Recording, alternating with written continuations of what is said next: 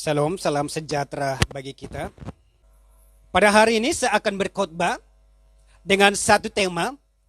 Kalau ia berani mati, kenapa kita harus takut hidup?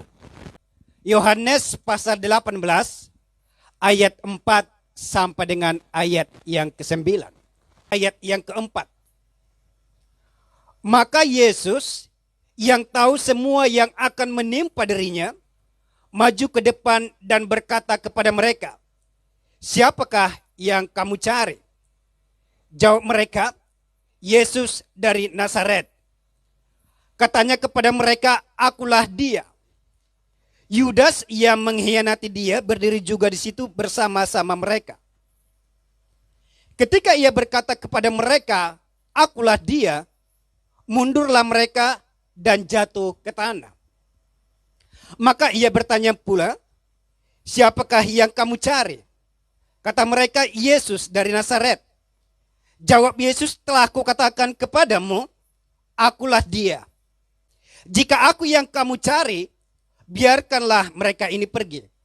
Demikian, hendaknya supaya genaplah firman yang telah dikatakannya, "Dari mereka yang engkau serahkan kepadaku, tidak seorang pun yang kubiarkan binasa." Dan yang menjadi kenyataan hari ini adalah bahwa sekarang dunia sedang jatuh ke dalam ketakutan. Kalau kita melihat televisi atau berita-berita, saudara, dikatakan ada banyak negara-negara mereka yang mengalami kebangkrutan, ada banyak negara-negara mereka yang mengalami penurunan ekonomi yang drastis, ada banyak negara-negara mereka yang mengalami yang namanya stagnasi, Bapak Ibu. Jangankan kita kembali kepada negara-negara, kepada Indonesia kita melihat, bahkan sekarang ini kita melihat ada banyak pengangguran di mana-mana. Dan saya katakan bahwa Menteri Keuangan mengatakan bahwa Indonesia sedang dalam darurat. Sehingga yang terjadi adalah bahwa dunia, bahwa Indonesia atau bahwa kita, tanda kutip, sedang mengalami kekhawatiran. Tetapi apa yang menjadi pembacaan kita pada hari ini, kalau kita berguru kepada Yohanes pasal 18 ayat 4 sampai 9 dikatakan, Yesus berani menghadapi kenyataan sekalipun itu merenggut nyawanya.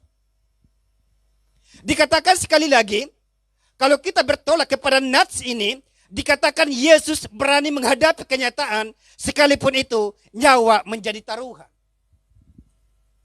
Apa yang dikatakan oleh Yesus di sana? Dikatakan Yesus maju ke depan.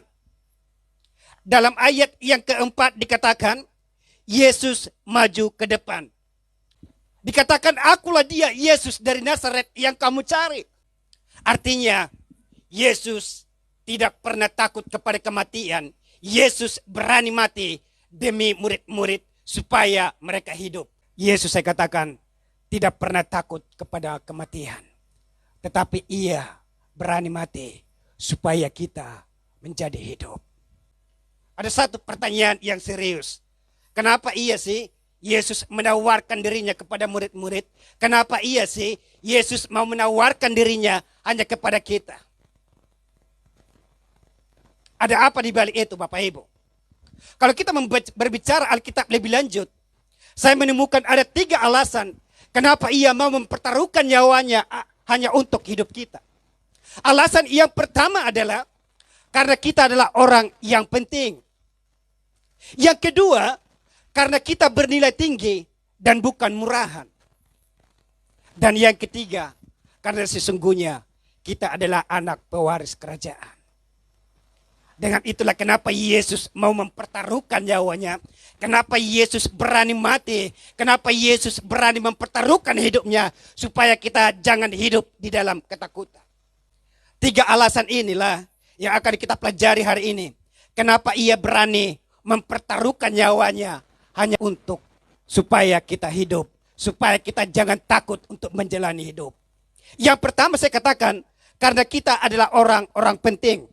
Perhatikan Matius pasal 18 ayat 12 sampai 18 dikatakan, "Bagaimana pendapatmu jika seorang mempunyai 100 ekor domba dan seekor di antaranya sesat, tidakkah ia akan meninggalkan yang 99 ekor di pegunungan dan pergi mencari yang sesat itu? Dan aku berkata kepadamu, sesungguhnya jika ia berhasil menemukannya, lebih besar kegembiraannya atas yang seekor itu daripada atas yang ke-99 ekor yang tidak sesat. Demikian juga Bapamu yang di sorga tidak menghendaki supaya seorang pun dari anak-anak ini hilang. Yang kedua, Bapak Ibu, alasan yang kedua adalah karena kita bernilai tinggi dan bukan murahan. 1 Petrus 1 ayat 18 dan 19. Ayat 18 dikatakan, sebab kamu tahu bahwa kamu telah ditebus dari cara hidupmu yang sia-sia, yang kamu warisi dari nenek moyangmu itu, bukan dengan barang yang fana, bukan pula dengan perak atau emas, melainkan dengan darah yang mahal, yaitu darah Kristus yang sama seperti darah anak domba yang tak bernoda dan tak bercacat. Kita ditebus dengan darah yang mahal, bukan darah yang kotor, bukan dengan darah yang murah, tetapi dikatakan darah yang mahal. Kenapa darah yang mahal? Karena sesungguhnya ia tidak berdosa, karena sesungguhnya ia tidak patut untuk mendapatkan hukuman yang setimpal. Hargai orang yang sudah menebusnya dengan darah yang mahal. Hargai orang yang telah berbuat, bahkan ia berani mati. Karena apa? Kita bernilai tinggi dan kita bukan murahan, Bapak Ibu. Hargai dia yang berani mati untuk kita. Hargai dia, darahnya yang mahal tercurah hanya untuk kita. Ada orang yang berani mati untuk kita. Maskah kita sia-siakan yang namanya beribadah kepada Tuhan? Sesungguhnya kita bernilai tinggi, bukan murahan. Yang ketiga adalah bahwa kita adalah anak pewaris kerajaan. Perhatikan dalam Roma pasal 8 ayat 16 dan 17. Roh itu bersaksi bersama-sama dengan roh kita bahwa kita adalah anak-anak Allah. Dan jika kita adalah anak, maka kita juga adalah ahli waris.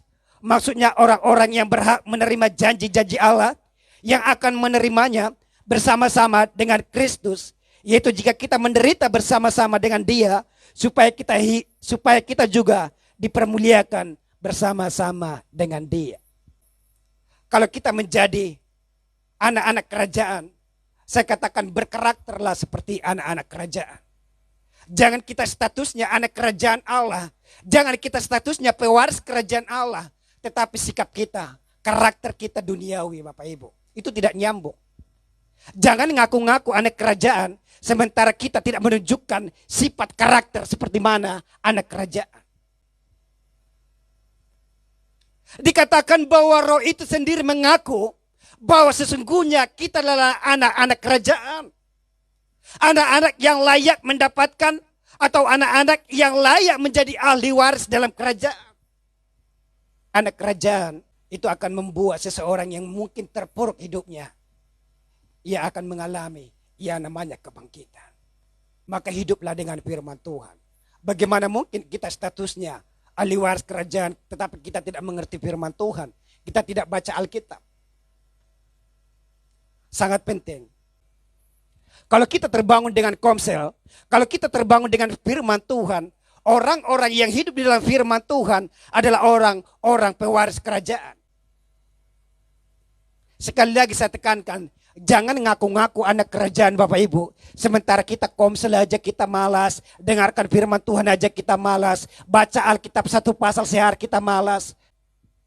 Tetapi kalau kita hidup di dalam firman Tuhan, tetapi kalau kita hidup di dalam kebenaran, tetapi kita hidup di dalam sesuatu yang membangun, kita hidup beribadah, kita hidup dalam pertemuan-pertemuan yang baik, itu adalah karakter dari anak-anak kerajaan.